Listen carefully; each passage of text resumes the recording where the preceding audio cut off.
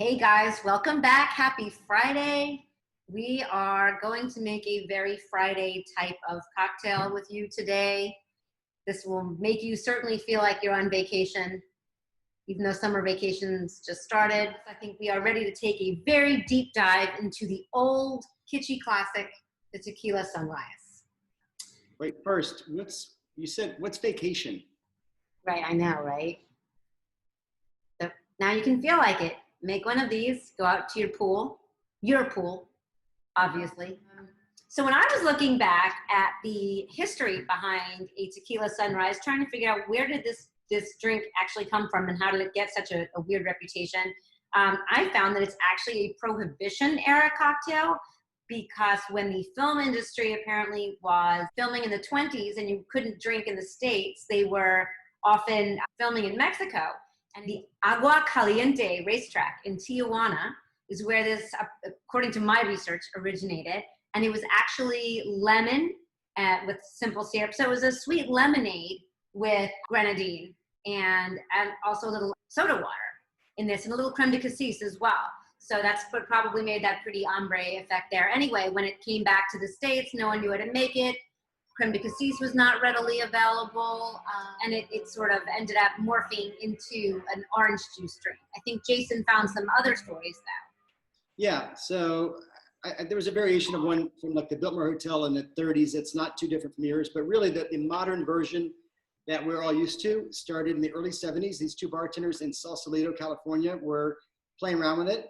But really where it took off was, at least from what I read, one of the bartenders was doing a private party, and one Mick Jagger was there and fell in love with this cocktail. Before you know it, he was sharing it with other members of the band, and that 1972 tour became unofficially called the Cocaine and Tequila Sunrise Tour. That combined with Jose Cuervo doing some marketing. They actually had a Tequila Sunrise recipe on the back of the bottle. Then Trader Vic's sort of took over and really sort of blew it up in sort of the tiki fashion, because it's sort of like a tequila cousin of a tiki rum-based cocktail.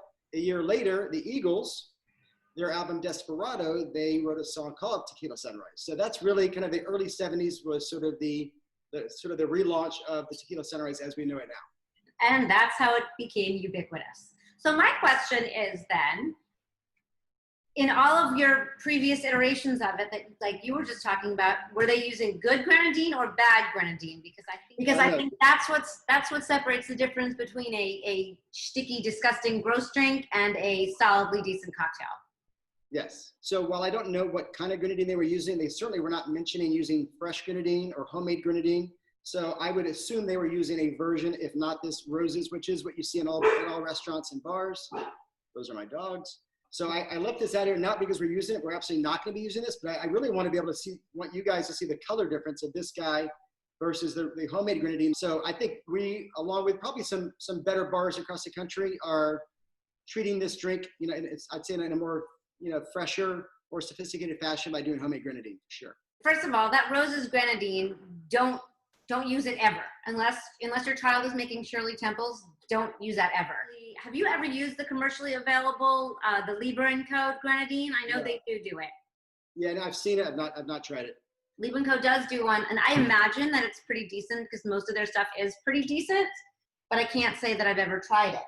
But when we were discussing making this drink, we found that making your own grenadine is so ridiculously easy that we wanted to help you guys make that today. And then we encourage you to make enough so that you can use it again on Monday. So make enough. To make grenadine, it's literally the same as making simple syrup. You just get some fresh pomegranate juice. If you're lazy like I am, I just went and bought one of these guys. Otherwise, you can also just juice your own pomegranate, but that's a pain in the ass. Also, it stains, so be careful. Yes. But you literally just use pomegranate juice. I used a 2-to-1 ratio, so I did half a cup of pomegranate juice, a quarter cup of sugar in a saucepan. I let it get a little thicker than I would ordinarily let my simple get. And then after it cooled, I put in a little splash of lemon just to, I think it helps preserve it and gives it a little bit of extra tartness and helps it from becoming too sweet. Yeah, I mean, that was the biggest thing that I noticed with simple syrup. Normally, you just let it boil for just a minute or two. I think it's at 5 minutes. I didn't even let it go that long.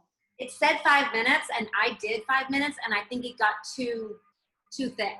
So I would say 3.5. Yeah, exactly. But we definitely encourage you guys to do it. I think half a cup is probably the right amount. That'll make perfect for one drink today and one drink on Monday. And if you guys decide you really like it, make more.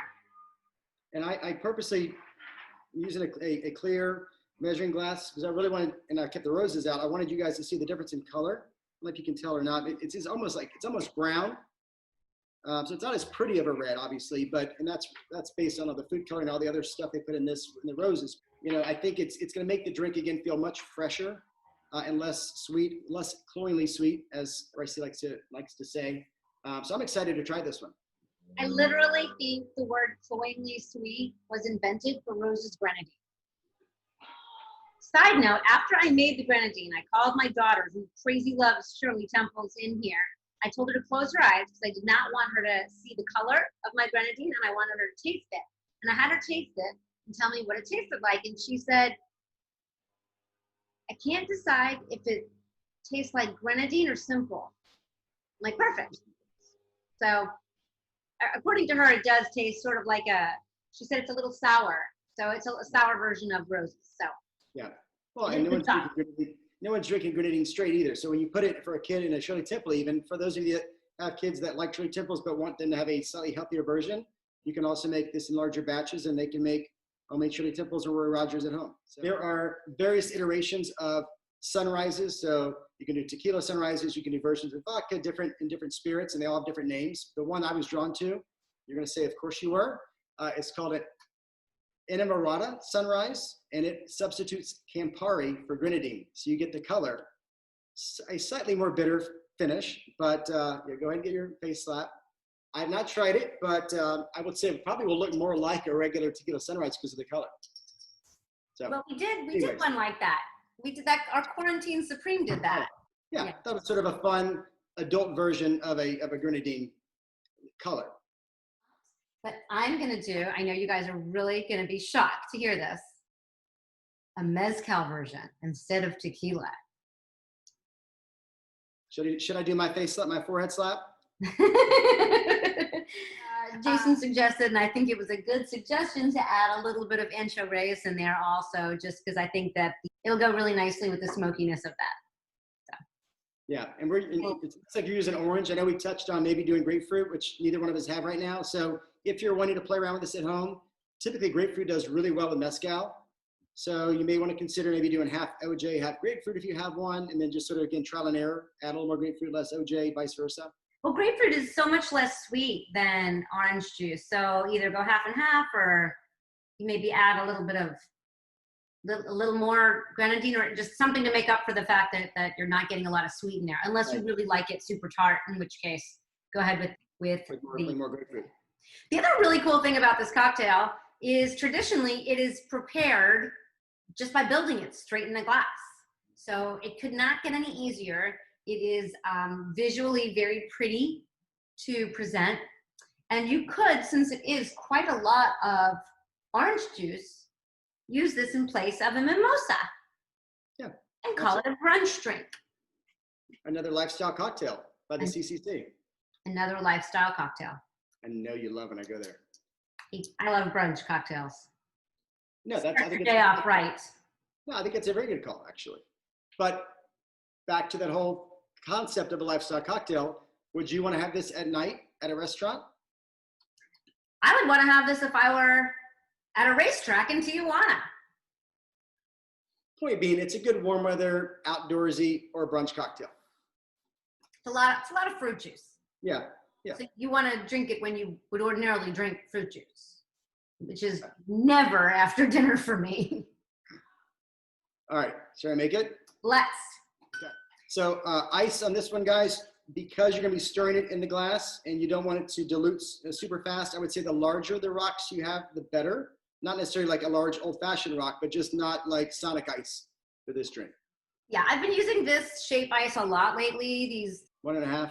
Yeah, they're like 1.5. I think they're actually 1.25, but they're just cubes, and they work really well for drinks that I want on the rocks because I like them a little bit bigger, but I like them not you know, I don't like the ones still that come out of the refrigerator that are weird, half moon shaped and disgusting. Anyway, so to build this, we start with the base spirit. You're going to start with your tequila. I'll start with my mezcal. Yeah, I'm doing 2 ounces. And I'm using Blanco. Certainly you can play around with a reposado if you want something maybe a little more heft to it, a little more depth. But the recipe, the classic recipe is just a clear Blanco tequila. I'm going to use 1 3/4 mezcal and 1/4 of the Ancho Reyes. So I'm still getting a 2 ounce base. The key to this one, this is one of the few, maybe the only cocktail we've made where a mixer, in this case a juice, and an OJ in this case, actually is larger than the amount of spirit. So it's actually double. It's 2 to 1, but reversed. So it's actually 4 ounces of OJ, which I did squeeze. This is fresh OJ. So like anything else, if you can do fresh, it's better. I did the same. I squeezed. It took me 2 of these big old oranges actually to get this much. Okay, and then with grenadine, with the homemade grenadine that we're using, you know, there's different versions or different suggestions on how to present the grenadine or how to actually pour it. There's some out there that use a bar spoon where you just flip the spoon over and the tequila, the grenadine acts as sort of a, what would you call it? It creates an ombre sort of gradient design as it sort of falls through the drink. And then I've seen others, which I'm going to try, which is taking the bar spoon and actually pouring it down the side of the drink. So it goes straight to the bottom, and then it creates more of like a, more color blocked. So do you want to do yours? You pour yours in the middle. I'll do mine down the side. Sure. Mine is pretty thick. Mine is thick. Well, let's see. So I'm going down the side, and you can do the opposite. I'll go in the middle.